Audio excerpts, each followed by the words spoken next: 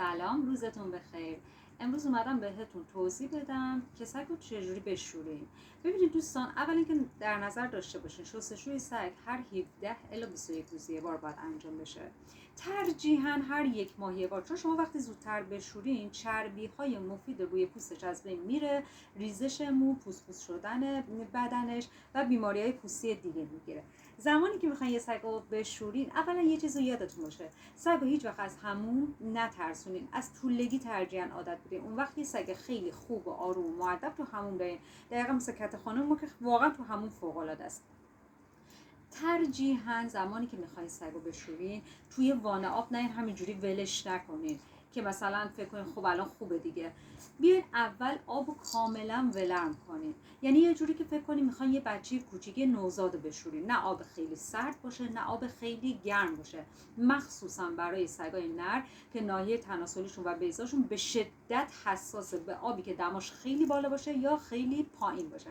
آبو ولرم میکنین، آروم از پشت گردنش شروع میکنین آب زدن که بدنش خیس بخوره تا پشت دمش و از قسمت زیر گردنش آب میزنین، دستاش پاهاش کاملا خیس بخوره. سرشو فعلا آب نمیزنین چون سگا به سرشون یه ذره حساس هستن، وقتی سرشون رو آب میزنین یه ذره بیقراری میکنن، سرشو بذارین مرحله آخر. وقتی قشنگ آب زدین، قشنگ موهای تنش خیس شد، یه مقدار از شامپوی مخصوصش رو میگیرین، خیلی زیاد نباشه که خیلی خیلی خیلی کف کنه و هر چقدر آب میزنین کفش نره، اونقدرم کم نباشه که اصلا کف نکنه. شامپوی مخصوص یه مقدار میریزین روی تنش، قشنگ با شامپوی مخصوص ماساژ میدین پشت تنش رو، دستاش رو، پاهاش رو. سگتون رو به حالت ایستاده نگه میدارین، زیر شکمش، پشت دمش، ناحیه مقعدش قشنگ بشورین. این قسمت ها رو که شستین یه دور خیلی آروم با آب ولرمی که بهتون گفتم آب میکشین.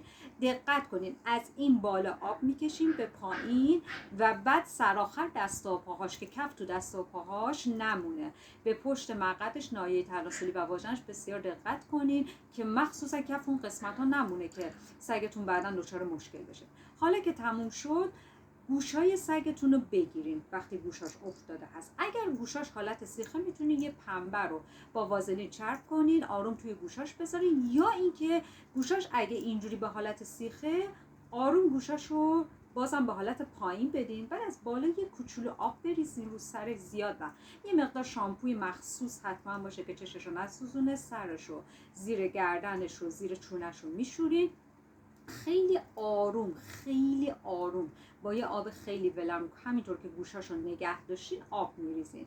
بعد آب میریزین هم سرشو بالا نگه دارین که آب توی دماغش نره یا کف توی چشاش نره. درسته که شامپوی مخصوصشون نمیره، چشا رو اذیت نمیکنه، ولی آب توی دماغ و چشمش ترجیحاً نره. بعد از این کار که شما قشنگ شستید و مطمئن شدید کف هیچ جای بدنش نمون، مخصوصا دست و پاهاشو دوباره چک کنین سر آخر که کف نموندش، آروم تنشو دست بکشین به سمت پایین، دست بکشین که آب از تنش بریزه. بعد بلندش کنین، کف دست و پاهاشو قشنگ به این حالت دست بکشین، خب که این آب از تنش بیاد بیرون. بعد یه حوله بگیرین، قشنگ خیلی با حوصله سگتون از همون بیارین بیرون، با حوله خشکش کنین تا جایی که میتونین سگو خشک کنین. اگر تابستونه، بعد از با حوله خشک کردن میتونین بذارین تو دمای محیط خشک بشه، ولی به اون حالت خیس و گل تو حیاط ولش نکنین، فقط در صورتی که تو خونه هستش. اگر زمستونه، یه نکته یادتون باشه، تو هوای سرد و بعد از ظهر شستشو ممنوع هستش. شما شستن و ترجیحاً صبح زمانی که آفتاب در اومد، تو روزایی که هوای ذره گرم‌تر انجام بدین. توی زمستون به هیچ وجه سگ رو بدون خشک کردن ول نکنین. بعد از اینکه این کارو کردین، با حوله خشک کردین، یه شونه میگیرین، در حین شونه کردن سشوار میکشین غیر از ناحیه سرش.